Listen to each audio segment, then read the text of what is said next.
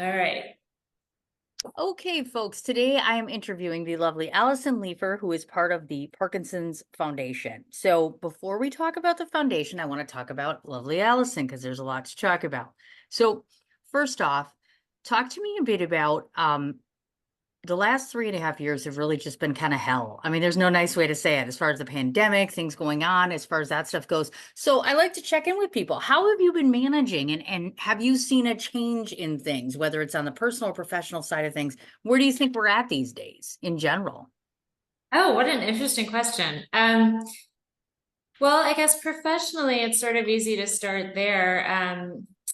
I lead the Midwest chapter of the Parkinson's Foundation, and as such, I'm part of the field team, right? So we were always working from home, Sure. and kind of out in the community when we weren't at our home desks. So when the pandemic hit, suddenly many of our colleagues who had worked in the New York and Miami offices were working from home for the first time.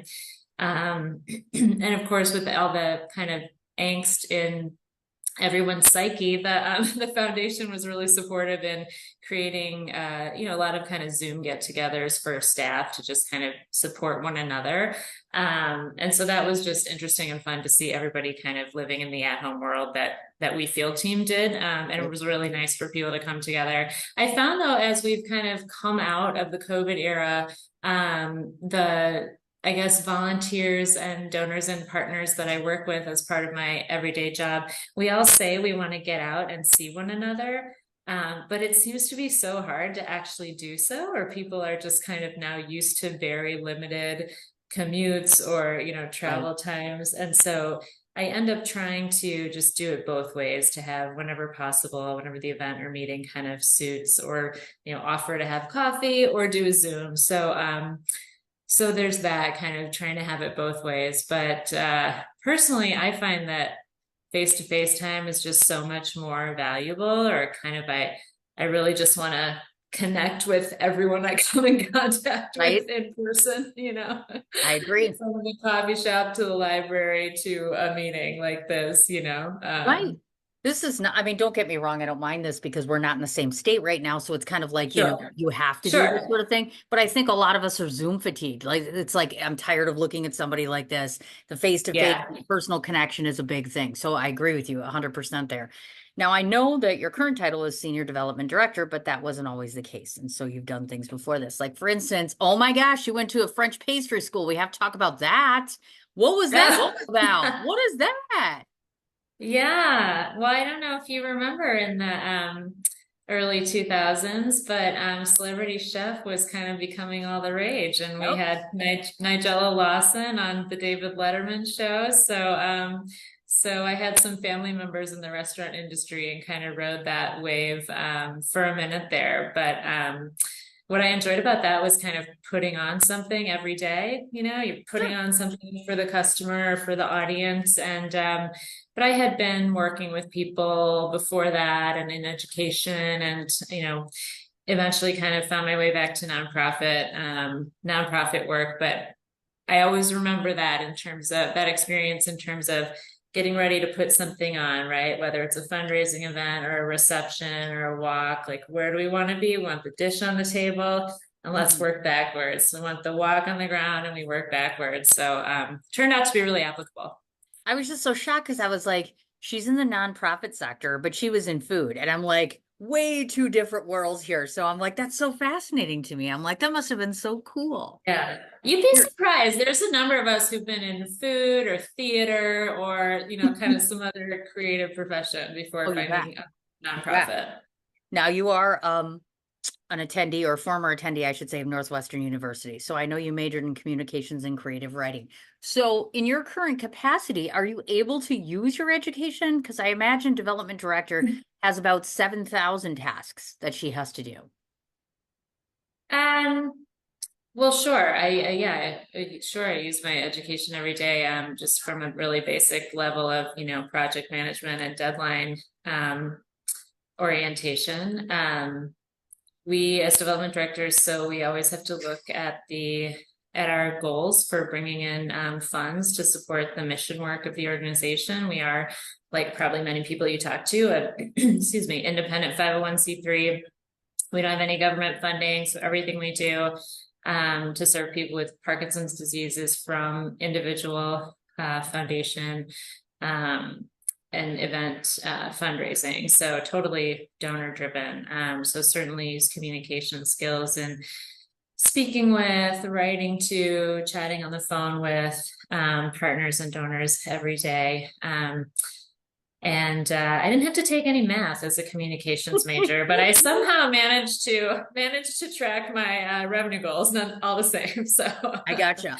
I came yeah. across a little blurb that indicated that you have written poetry before. So I was like, hey, I wonder if Hmm. she does this as a little side thing. Because I'm like, poetry is such a lovely form of writing. I've done it myself. I was Yeah. like, do Oh, you even do good. that anymore? Or is it just kind of a stint like, oh, it was kind of fun to do?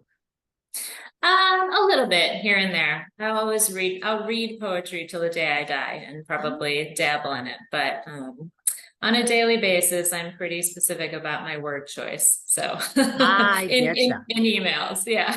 Understood.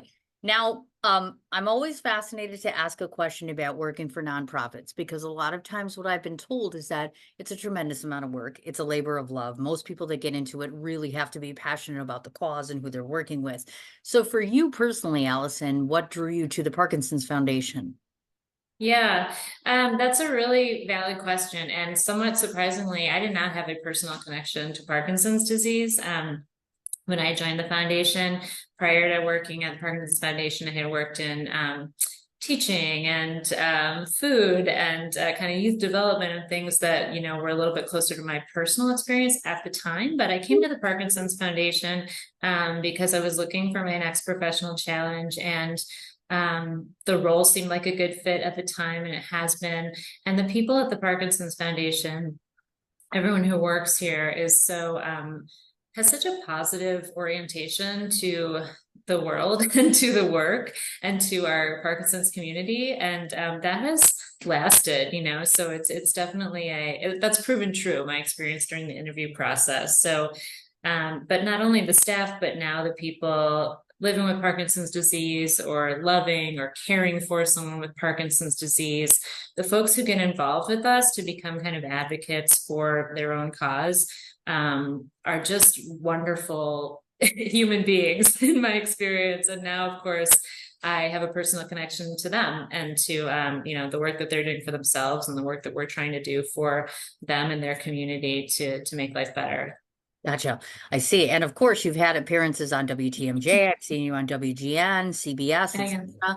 And she does it well. Because let me tell you, I'm nervous right now. I'm still nervous. I do this all the time. I'm like, okay. So do you find that media appearances and things like this, has it helped? Because again, we've all been living the same reality. Times are tough. Financially Yes. speaking, it's really rough, especially when you're relying upon this sort of thing. So do you find yourself having to find out maybe out of the box creative sort of ways to try to get attention or get sponsorship or get people to get involved now? Hmm. Um, Happily, our organization weathered the kind of COVID roller coaster, mixing my metaphors, but we weathered COVID fairly well. And again, our community is pretty dedicated to the cause of Okay. making life better and for people with PD and ultimately finding a cure.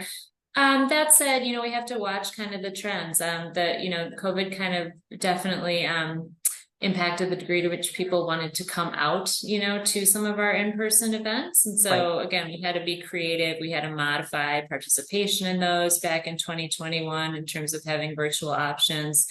But now, yeah, the world is a really, really noisy place, as you know. So we just try to do a variety of outreach tactics. So if we're maybe shooting for the same end goal of getting you to sign up for moving day and come out and walk with us, we might email you and text you and call you and shoot a video that we can then text you or email you saying Ah, hello, and yeah, and then send you the link to the radio show, or hopefully other people are listening to the radio show. We have had a couple calls since then, so as far as we know, we do have a few moving day teams signed up as a result of that show within a day. So yeah, we're just trying to do a lot of different tactics basically. Smart thinking, of course. Now, I understand that you've been in your position about 7 years or so. I know people aren't always great at this or don't like doing it, rather is the better alternative. So, toot your own horn for a second. I'd like you to tell me so far in these last 7 or so years, what has your greatest accomplishment been with the foundation? Oh wow. Yeah, and it's been a little closer to 5, just to be clear. Oh no, editor, let's fix That's that. okay. I don't know where I got Okay. that from, but it does say on here like seven. Oh Oh God. no. Okay, so let's rephrase that question and I'll ask Okay. Allison. So, in the course of time that you've worked with the Parkinson's Foundation, if I were to say to you, okay, Allison, biggest achievement thus far, what would that look like? Wow. We've done a lot, and by we I mean me and my team. So, I mean, I guess a few things are, just building that team. Have a couple of wonderful people who work for the Midwest chapter, and we're a really strong group, I think. So, kind of working through building that team and helping us all work better together so that we can serve the community. Great people.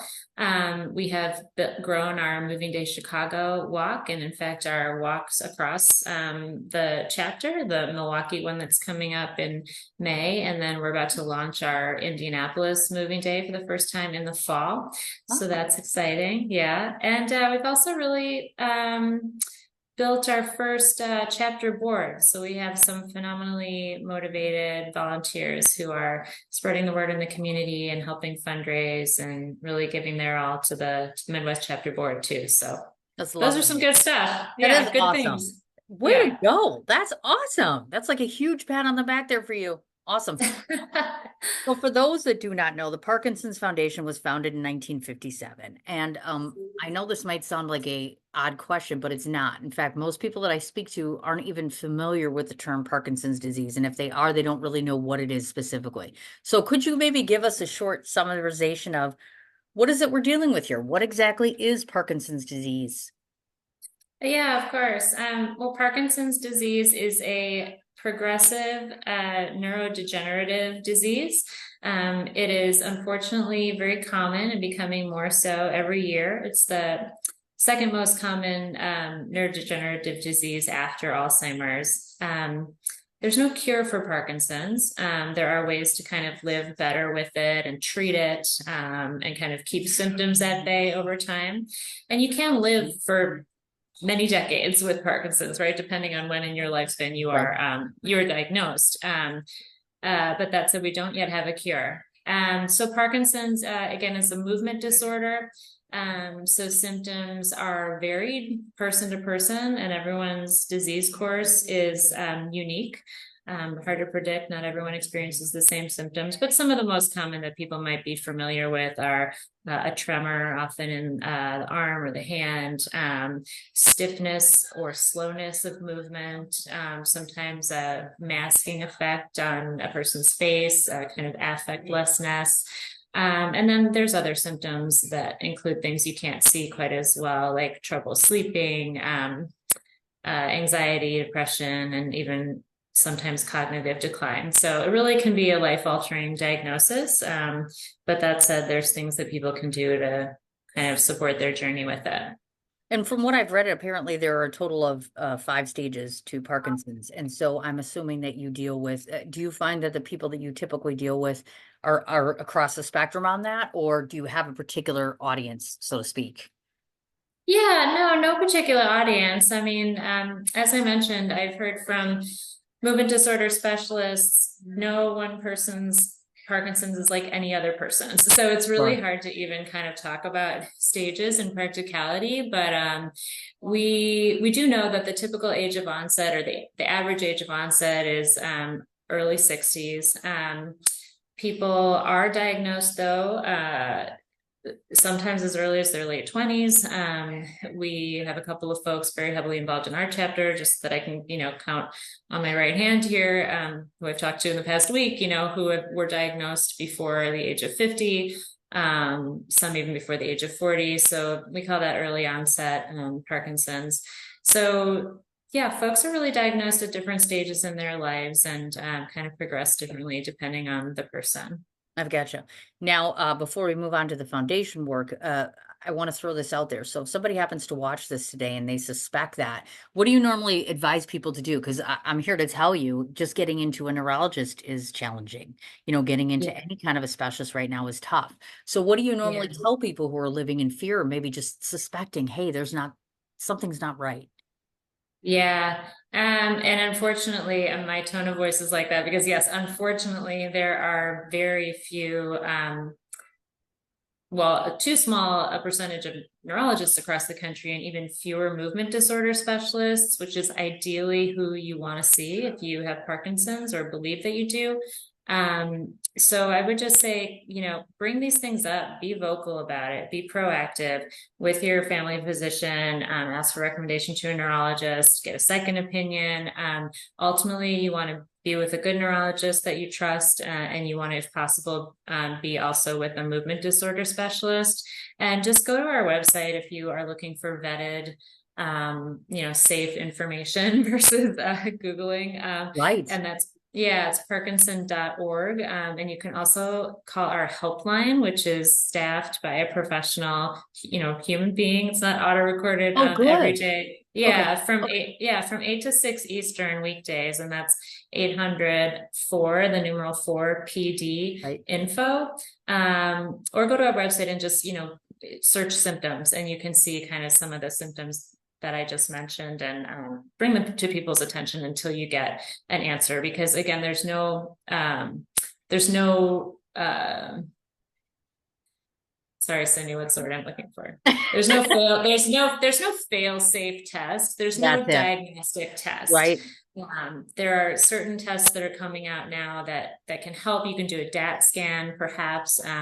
There's some skin biopsy tests out there, but in general, your doctor is going to make an informed decision based on your symptoms and by ruling out other Yeah. factors. So you really need to find someone that you trust. You betcha. Because clearly a lot of us, and myself included, I know I've done the Google Doctor thing where you're like, oh, I'm just going to look Yeah. this up and try to figure it out. Because I was looking and I saw, I know that I'm sure you've heard of the new skin test. So supposedly the new Yeah. skin test is supposed to help with diagnosing. However, I also read that it's as far as there's no known cure, but there's also no known real catalyst or like an actual one, here's the cause of this. This is why this happened. So with working at all those factors, I know one of the things that you try to do is do research as far as figuring out ways to be able to help people. So how challenging is that with a disease where there's all of these big question marks and really nowhere to go oftentimes? Yeah, no, you're right. The best that we have, that's commonly or that's generally agreed upon, is that Parkinson's is probably caused by a combination of genetic and environmental and lifestyle factors. There are some known genetic links, but that's only about 12 to 14% of the population that we know so far. They also suspect heavy metals or certain chemicals, and a recent prevalent study showed a higher rate of Parkinson's in some of the states or metro areas that have a history of industrial manufacturing, so kind of Rust Belt areas, serious industrial agriculture areas. So there's some thought that there's chemical exposure contributors to your risk, but you're absolutely right. There's no known combination of causes. So what do we do about that? Well, the Parkinson's Foundation really prioritizes investing in basic science when we fund research, so that investigators can understand the mechanics and the biology behind Parkinson's and just learn more about why that's happening and how it's triggered at the cellular level and at the physiological level, so they can really get to the bottom of what causes it. Because if you don't know what's broke, you don't know how to fix it. So there's a lot of work in basic science going on, and we really work hard to fund some of those innovative researchers. Have you made a dent so far? Meaning, can you talk to me a bit about the most latest research you've done that's yielded something or maybe something promising for us? Um, well, I don't think I'm qualified to speak to the Oh, advances at the basic and that's science okay. level. I just thought I'll just throw that out there. Here's a good question for you. Yeah. When I was reading again, I found that, or I'd heard rather, that things such as Yeah. probiotics or coffee or bicycling, things like that can help a Parkinson's Mm, patient. Is that indeed got the it. case? You find that?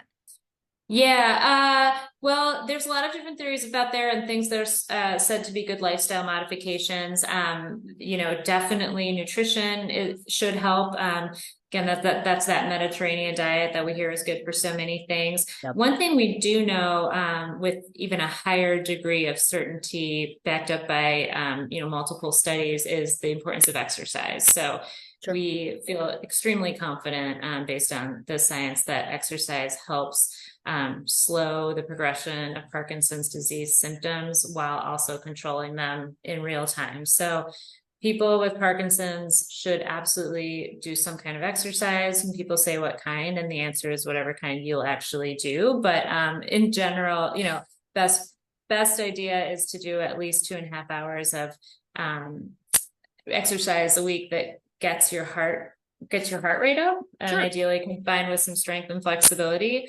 But really the important thing is that people with PD need to get moving because it absolutely helps. Gotcha.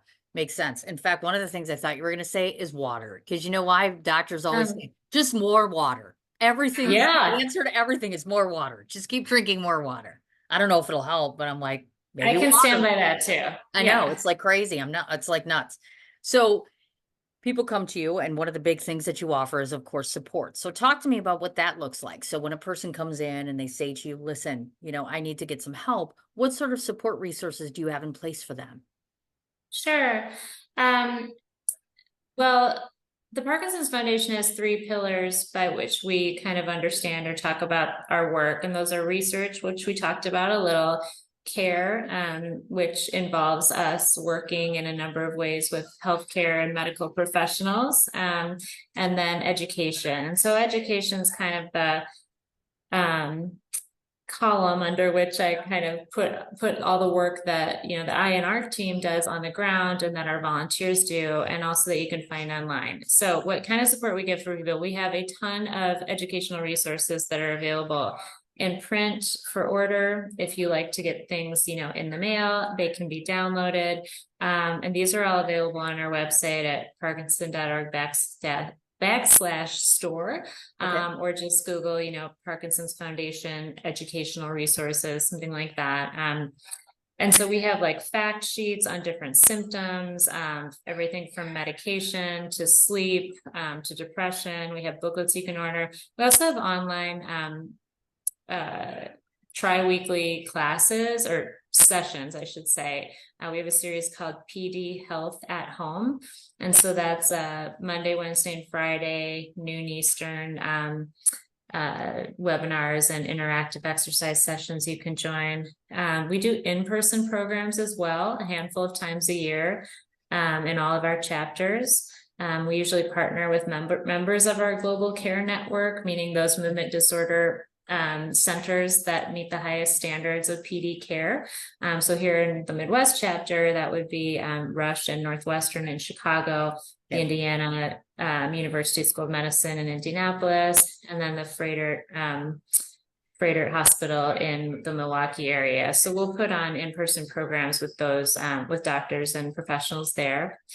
What else? We have some great landing pages for care partners. We have a phenomenal care partner landing page and a program for those folks every year, because it's really so important to get support there too. Yeah. Yeah. Just a ton of stuff. I mean, obviously, Yeah, I'll that's two direct you things. guys to the Yeah. website later, but it's just like there's just so Yeah. much. And I know, of course, that you have various sporadic different events that you do throughout the year. Like, for instance, I know in February you did the Parkinson's Revolution, is what was noted. So, talk to me a bit about that. What was the end result of that, and what is the purpose of that? Oh, well, Parkinson's Revolution is an annual fund and awareness raising event that takes place in February. It's on the same Saturday in February across the country. So I think this year we did it in roughly 50 cities, but we're adding to that number every year. So, Ah, but nice. so Parkinson's Revolution is a spin cycling fundraiser. So people sign up, have a bike, get a team to join them on the bike, or folks don't want to join on the bike, that's fine. They donate to them. And we had one in downtown Chicago this year that raised more than $50,000, which was phenomenal. Especially when you think about how many people can fit in a spin studio. That's some dedicated Yeah. riders. Yeah. Wow. That's Yeah. dedicated. That's a heck of a lot of dedication because you wouldn't catch me doing that. I mean, I'm like, it takes a lot of motivation. I mean, honestly, especially if you're a patient, I can only imagine. I'm getting a little Yeah. older, so I'm like, yeah, exercise is selective, but especially if you have Parkinson's, that's even more challenging. But Yeah. there's a purpose to this, obviously. Now, I know that moving day is coming up in Milwaukee, as a matter of fact, in May 18th. So the purpose of moving day is, besides getting moving.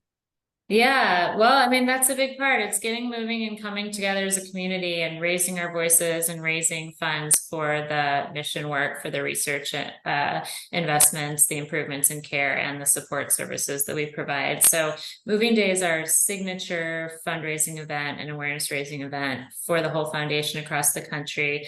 Um, those are not on the same day. Those are different days depending on the Mhm. weather and where you live and the climate. Yes. We've got spring and fall. But yes, Moving Day Milwaukee is coming up on May 18th. That's a Saturday in Hart Park in Wauwatosa. Mhm. Um, and yeah, Moving Day is a great celebration of movement and of the community. It's open to anybody, regardless of your ability level, your mobility level. You bring your babies, bring your, grandparents, the whole spectrum of families really coming together. We do interactive movement demonstrations from the stage, or I should say, professionals do interactive movement demonstrations from the stage, leading everything from yoga for Parkinson's to rock steady boxing, which is a popular exercise program for people with Wow. Parkinson's. Yeah, and different kinds of physical activities that folks can kind of do in place on the lawn. And then we all have a kind of inspiring step off ceremony on stage. And then we walk under our Moving Day arch and kind of cheer one another along. That's awesome. Now, I know we've Yeah. talked a lot about the physical side of things, but tell me, does Yeah. the foundation have a particular, how do you deal with, because I can only imagine there must be huge Yeah. emotional needs as far as Yeah. from an emotional standpoint. What do you find is the best offering that people appreciate that are suffering from this disease from the emotional standpoint? Oof. Yeah. I'm sure it varies person to person. Probably. Um, yeah. I know that people, I'll tell you what I know personally. I speak to people who really value the support of other care partners, sort of the husbands, wives, and adult children and siblings of people living with PED really get a lot Okay. from our care partner supports and from one another. A lot of the people that I speak with who are living with Parkinson's disease themselves get a ton out of those out of an exercise program. Some people really enjoy support groups. Other people don't find support groups are for them. There's some fantastic support groups. Other people really are engaged in these classes or extra activities for people with Parkinson's that oftentimes come out of like a community outreach part of a movement disorder center.